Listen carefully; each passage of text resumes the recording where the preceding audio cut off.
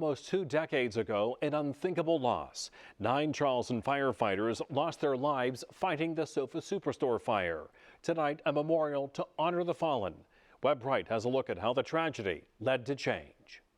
18 years ago, 9 firefighters perished on this spot, the former Sofa Superstore. It's a tragedy that not only left the Low Country in shock, but changed the face of firefighter safety nationwide. Captain Lewis Mulkey. We take it one day at a time and really try to be grateful for the memories. Memories, that's all Rachel Cole has left. She was engaged to Brandon Thompson.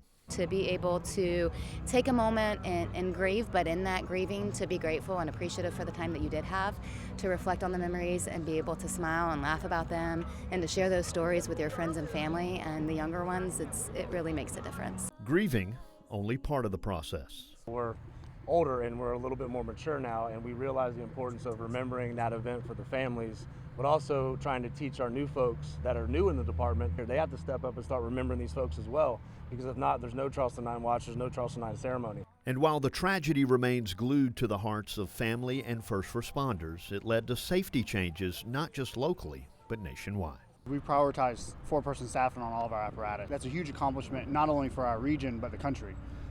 With a lot of departments struggle with financials and can't have 4-person staffing.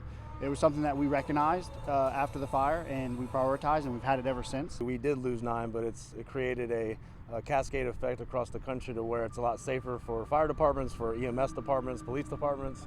So we've learned a lot of lessons here on that, but we've made the National Fire Service safer as well. And that's a little something families can take comfort in. I know that they would be glad knowing that change has happened. It's an evolving world. Things change every single day, and the world has to learn from that. Firefighter Brandon Thompson.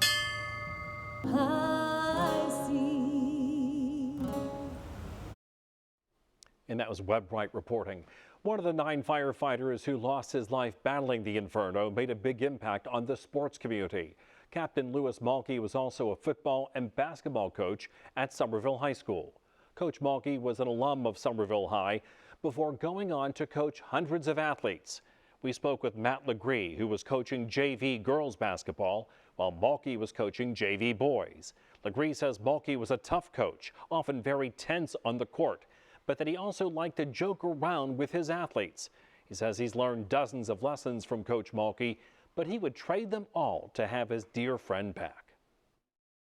I think of Lewis all the time about just putting everything you got into a kid, telling them what they need to hear, not what they want to hear, but always backing it up with letting them know how much you love them and care about them. And he really put those kids' best interests as the #1 priority every day when he woke up.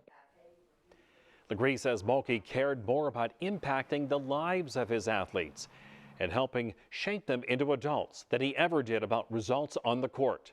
Today's athletes now play in a gym at Somerville High School called the Firehouse, decorated with a mural in Mulkey's honor.